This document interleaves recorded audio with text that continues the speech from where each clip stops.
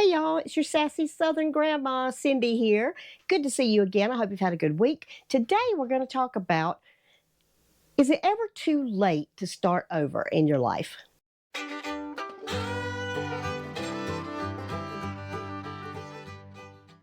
I have talked to so many people, my children included, that they could be in their 20s, their 30s, 40s, 50s, and when you get in the 60s and 70s, it's too late for me. I can't do that. No, it's never too late. So today we're going to talk about 5 steps you can take that will help you to realize and to take action on starting over if that's a place where you are in your life. Now, sometimes we're in those places because we're forced to be in those places. Sometimes it's a choice. Sometimes we find ourselves in such a spot that we don't have any choice but to start over. Everything's just rock bottom. And those times look very bleak, but they really are the best times of opportunity. They're the times for you to, as they say, pull up your bootstraps and do your thing to get yourself started again. There's been several times in my life that I've had to start over, and I chose to start over. I was at one time found myself with $100 in the bank and 5 children and no husband, and bills that were behind. And I honestly had no idea how I was going to get through that. But I did, with the help of some really good friends, with some stern talkings to myself, with some understanding that I had people depending on me, and I had to get up every day. I had to go do those things, and I had to start over.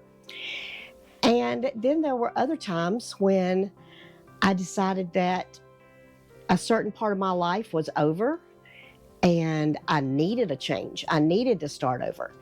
And one of those times was when I moved from Tennessee back to North Carolina. I was raised in North Carolina, but I ended up living in Tennessee with my children and raising my children there. And I ended up at a point in my life where I really needed a whole new overhaul, a new change, a new setting, a new project, a new way of getting started and going somewhere else. And it really wasn't running away from something or running to something. It was just that there was a crossroads and I needed to make a change. So I may go into that in some more detail in another video.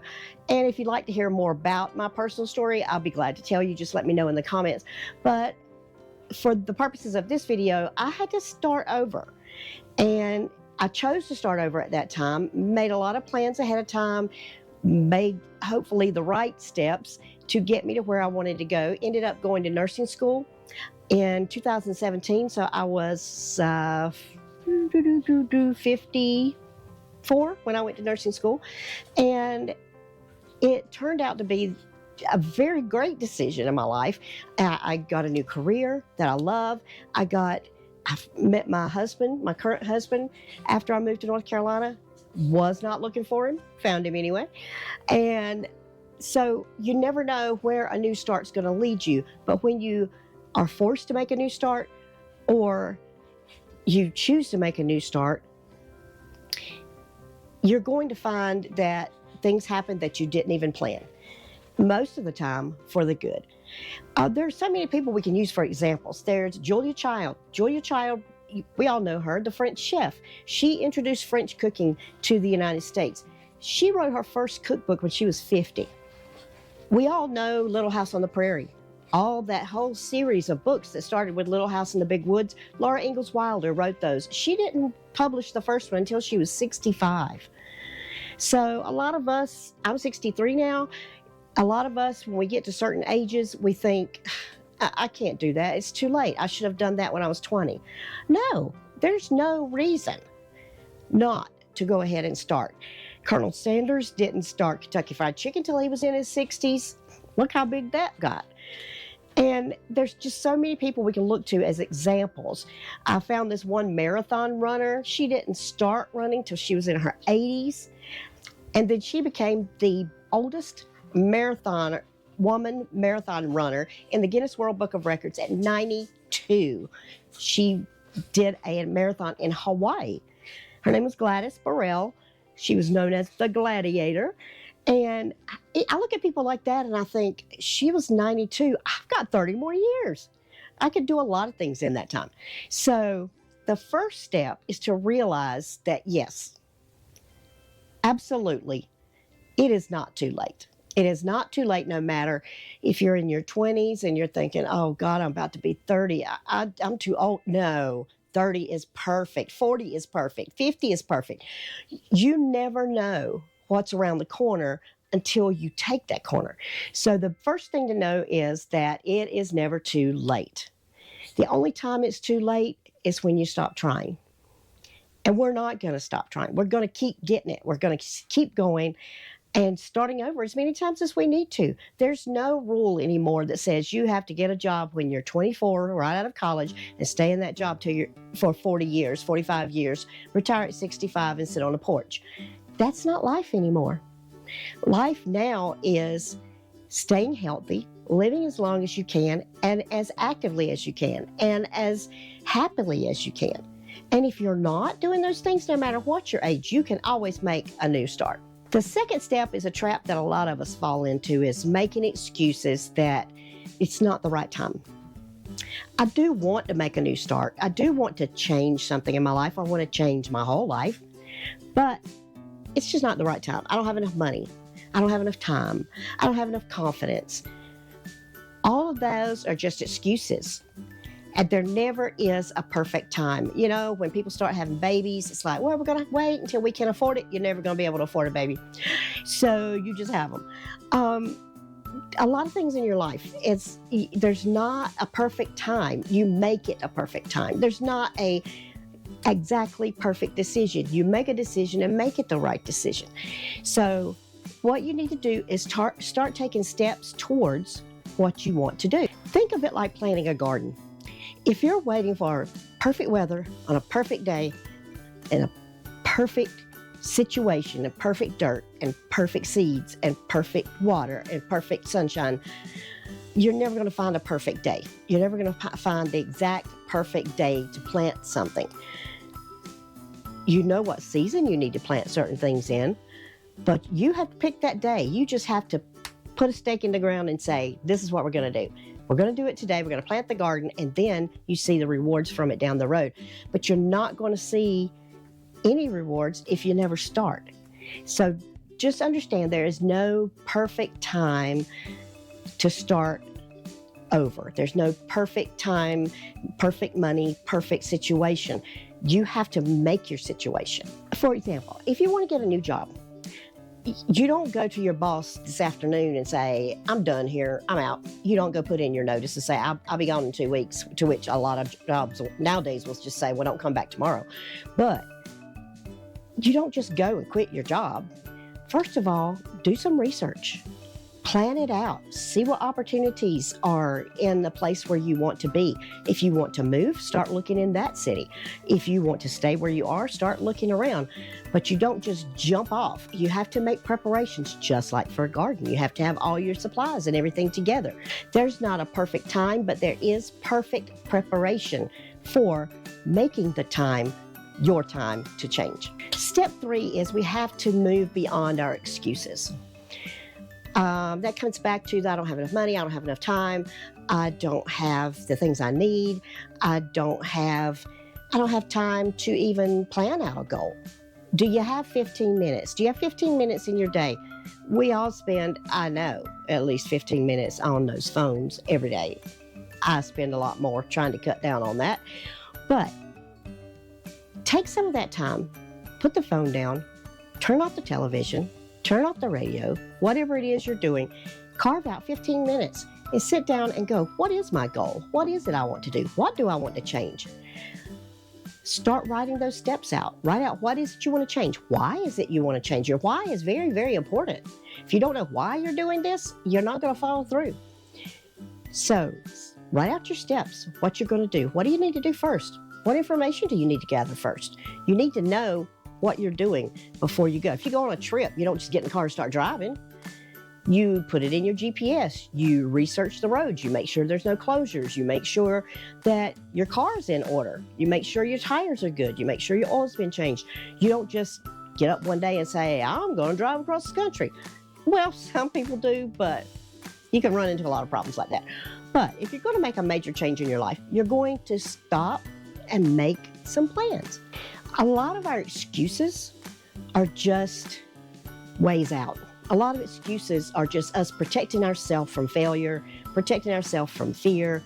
We want to do something, but we're scared to do it, so we say we don't have time. We want to do something, but we're scared we're going to fail, so we say, I don't have any time to work on that, or I'm too old for that. When in reality, that time is going to pass anyway. When I went to nursing school, one of the things I kept telling myself was, it's 2 years. Okay, that 2 years is going to pass. I'm going to be 2 years older from now, whether I go to nursing school or not. That was the one thing that kept me going was, I'm going to get older, and then I'll be those 2 years older without a nursing degree. Or I can go through this nursing school for 2 years and have a degree at the end of it and have something to show for it and have a whole new path to go on. So you got to move past your excuses and move on to the next step. Step 4 is taking a healthy risk. Starting over requires courage. Whether you're pushed into starting over, you got to find that courage. Whether you choose to start over, you got to find that courage. And anytime you start something new or start over or change something major in your life, it involves risk. But we want to take calculated risk. We want to take risk that pushes us out of our comfort zone, but is still understood. It is still the risk and the benefits are understood. We're not just jumping off a cliff. We're saying, okay, what do I need to do next? Just like in planning, we need to know what we're going to do, how we're going to do it. And then you got to have the courage to push yourself out of that comfort zone. That's where I get stuck a lot of times, is pushing myself out of my comfort zone. Close my eyes and believe. So take a risk, but we want it to be a healthy risk. For example, if you think about going back to school, you decide you want to get a degree. You decide maybe you just want to try studying something and see if you like it. You think there's a subject that you like. You may want to go into a different career field. You're not sure. Take a couple of classes. You don't have to take a full load of classes and enter into a huge program. Take a few classes. Dip your toe in the water. Find out if it's something you want to do. If it's not, you go right back out. But if it is something, you can continue to push yourself, find more courage, and move forward. The only way to know is to try. Step 5 is being willing to change. A lot of times we think about change, we want to do something different, we're dissatisfied where we are, we're uncomfortable, maybe we're flat out miserable. Maybe we just feel like an old hound dog on the porch and got nothing to look forward to. That's a choice. We got to be willing to change. We got to be willing to take those steps. A lot of times we tend to cling to the things that are familiar to us, even if we don't like them. One of the biggest things I had to get past whenever I found myself as a single mom was my whole mindset had to change, because my whole plan of my life was already plotted out. Married, children, raise the children, have the grandchildren. It was all this foregone conclusion that went up in the smoke. So I had to start thinking differently. I had to start thinking about, I have to change. I don't have any choice here. I have to go out and work. I have to make enough money to feed these kids. I have to be able to make the bills every month. I have to do all the things that moms do, plus all the things that dads do, because now there's no dad. So we have to be willing. And as we said before, start small. If you're unhappy with the way your daily life is, change one thing. Get up 30 minutes early and work on your goals. Before you go to bed, start your new skincare routine. Just one step, change one thing. Then in a week or 2, 3, 4, change another step. Just start adding new things in that replace the things that are making you miserable. It doesn't have to be one vast change all at once. I heard someone say a long time ago that you do a little bit every day. How does somebody become a millionaire? You do a little bit every day. How does somebody become a doctor? You do a little bit every day.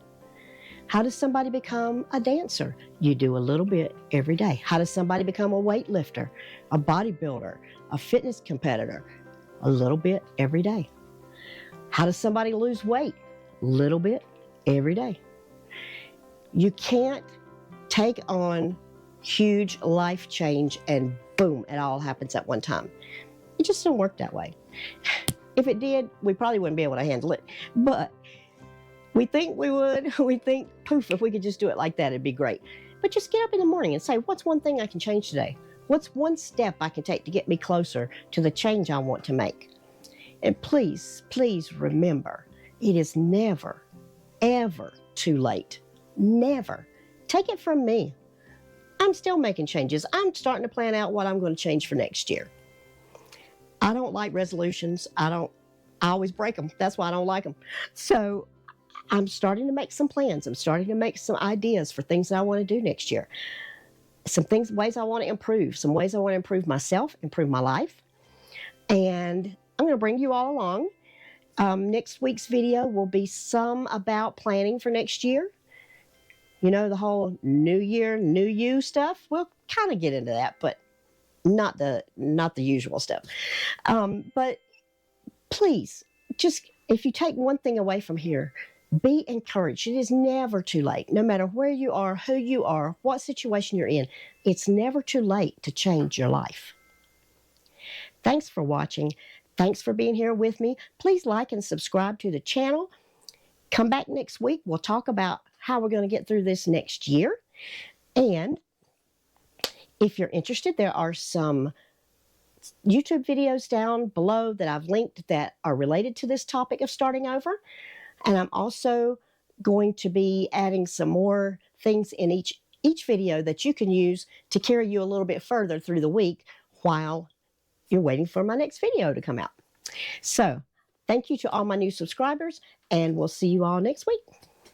I'll come back now. Here.